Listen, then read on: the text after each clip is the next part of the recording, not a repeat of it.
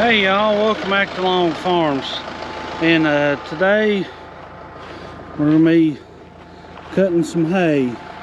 My dad come over here and he made a couple rounds while I was at work, and I just got to try and finish this field up before dark. So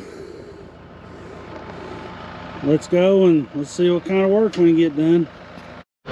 This is gonna take quite a bit of horsepower to get this disc bind going, so I'm gonna raise the RPMs up a little bit before I get started.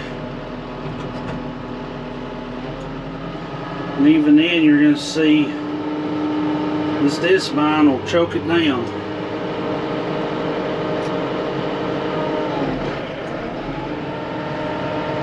Just a little bit, but not much.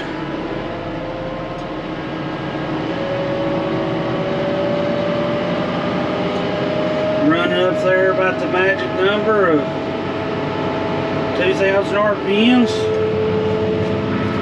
We're good to go. I apologize for the dirty window, but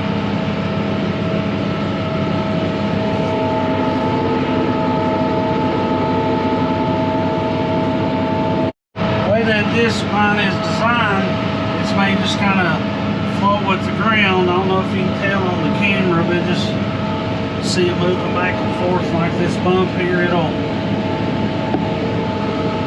kind of conform to the ground a little bit, but instead of just fixed all the time, it just kind of floats around.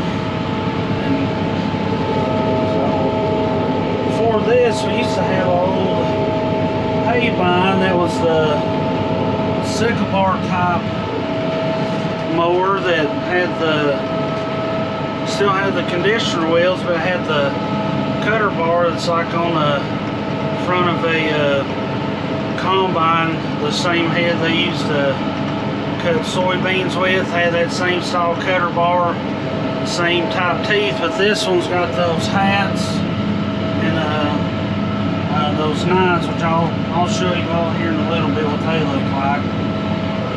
This is some awfully thick stuff on this side of the field.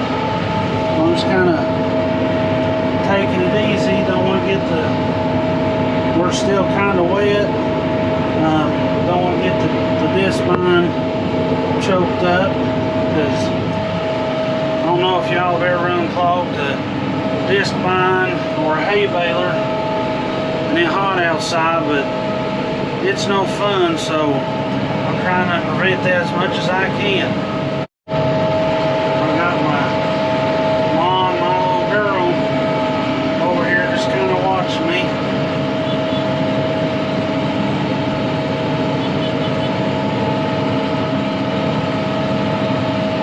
Gracie, I'd love to have you in here with me, but once I get a couple of rounds, I may get you riding along with me. Just these first couple of rounds, or how I've always done is we'll cut 6 rounds around the field, around the edges, and then we'll just go back and forth, depending on how the field's laying and all that. That way we don't have to make a whole bunch of sharp turns and go back and get the corners we missed and all that. So I know there may be some people out there say, well, John, you need to run that tractor just a little bit faster, a little bit harder. And well, all that is true, but you can run faster by the time you get up to this thick stuff here. I know you can't tell from the video that you hear the tractor bog down just a little bit. Instead of having a slow down, downshift just to go through the thick stuff, and then go a little ways and grab another gear, I just don't see the point in that. I just rather go at a little bit slower pace, and that way I know that even though it may log the tractor down just a little bit, I just keep my constant speed, and that constant speed versus slowing down and speeding up and all that, it's going to be about the same, so I can really save that much time. So this is my speed, and that's what I'm going to do.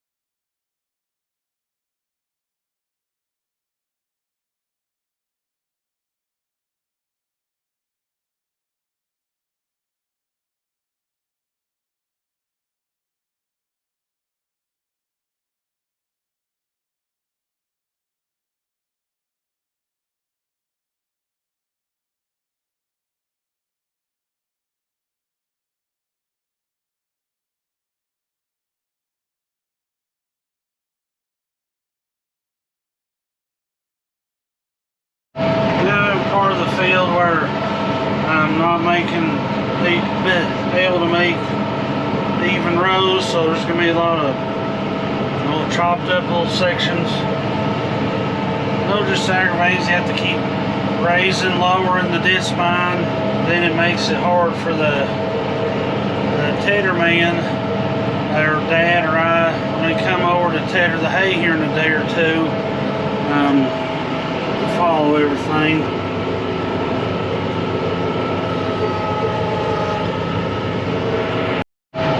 Over here I got the nice even rows, and then right in here I kept having to pick up and put down, and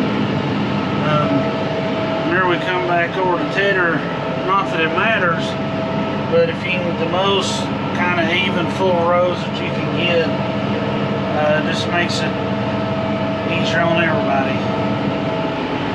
In some parts of the field you're able to do that, and other parts you're not, so just gotta do what you can do to get the hay down.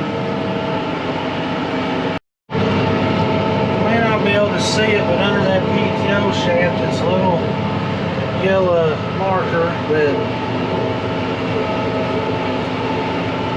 hang on here. This lets me know my, you can probably see it right there. Well, darn it. Cut the corner too sharp, but everything, if I stay on the left side of that yellow line, I've got 9 foot of cutting width I can use, and anything, if I put that line, that yellow marker in the grass, and of course I'll miss a little bit, and sometimes that's easy to do. Alright, now I got us all this cut. Now it's just time to head back home, but now flip these up. That's just cylinder locks. Yeah.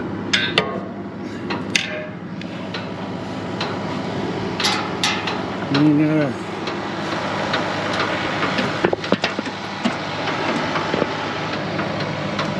flip that up to now I can get through the gates and all that. So I thought about closing these little doors back here, but for me cutting some hay tomorrow, so I'm just gonna back it in the barn and leave them open.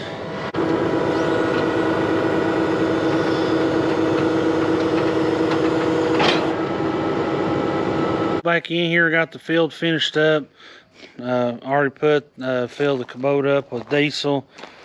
DEF fluid is still good, but yeah, what's showing over in the field is even in folding everything up, because even in transport mode, this thing is right at 10 foot wide from the edge over here to right here.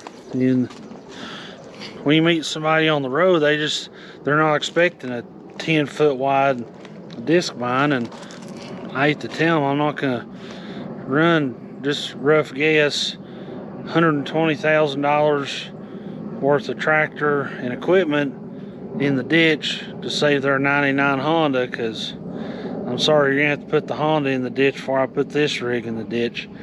But if we do meet a car, we try to get over as far and as safely as possible. That way it's safe for us and for the driver that we meet come the opposite way. Got that field done.